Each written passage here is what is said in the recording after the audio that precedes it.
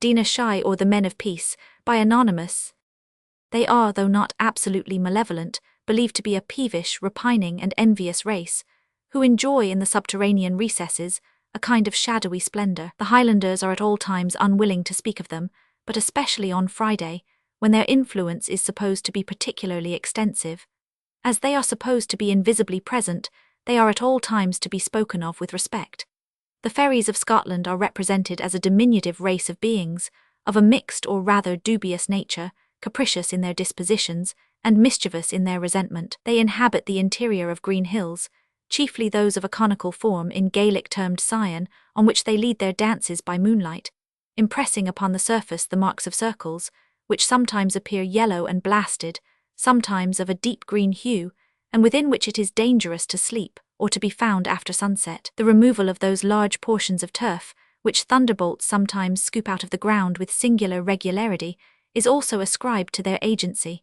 Cattle p. 186 which are suddenly seized with the cramp, or some similar disorder, are said to be elf-shot, and the approved cure is to chafe the parts affected with a blue bonnet, which it may be readily believed often restores the circulation.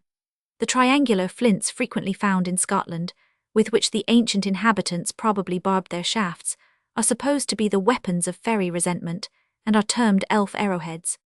The rude brazen battle-axes of the ancients, commonly called celts, are also ascribed to their manufacture, but like the Gothic duergar, their skill is not confined to the fabrication of arms, for they are heard sedulously hammering in lins, precipices, and rocky or cavernous situations, where, like the dwarfs of the mines mentioned by George Agricola, they busy themselves in imitating the actions and the various employments of men. The Brook of Beaumont, for example, which passes in its course by numerous lins and caverns, is notorious for being haunted by the fairies, and the perforated and rounded stones which are formed by trituration in its channels are termed by the vulgar fairy cups and dishes. A beautiful reason is assigned by Fletcher for the fays frequenting streams and fountains.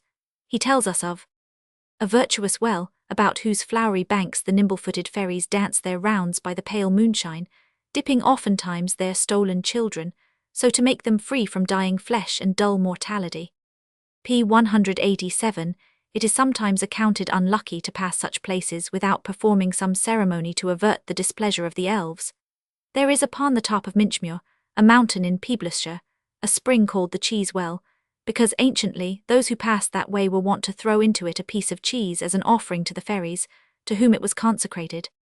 Like the felled elfin of the Saxons, the usual dress of the fairies is green, though on the moors they have been sometimes observed in heath brown, or in weeds dyed with the stone raw or lichen.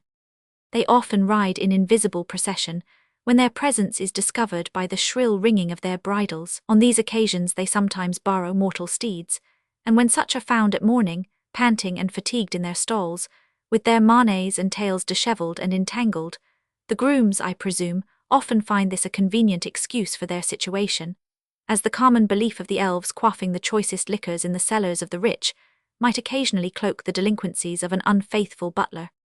The fairies, besides their equestrian processions, are addicted, it would seem, to the pleasures of the chase. A young sailor, travelling by night from Douglas in the Isle of Man to visit his sister residing in Kirkmurlug, heard a noise of horses, the halloa of a huntsman and the sound of a horn. p. 188 immediately afterwards, 13 horsemen, dressed in green and gallantly mounted, swept past him. Jack was so much delighted with the sport that he followed them, and enjoyed the sound of the horn for some miles, and it was not till he arrived at his sister's house that he learned the danger which he had incurred.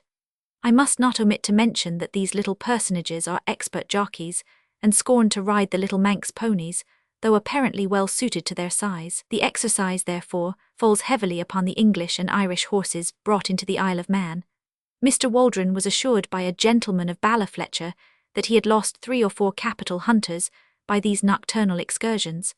From the same author, we learn that the fairies sometimes take more legitimate modes of procuring horses. A person of the utmost integrity informed him that, having occasion to sell a horse, he was accosted among the mountains by a little gentleman plainly dressed, who priced his horse, cheapened him, and after some chaffering, finally purchased him.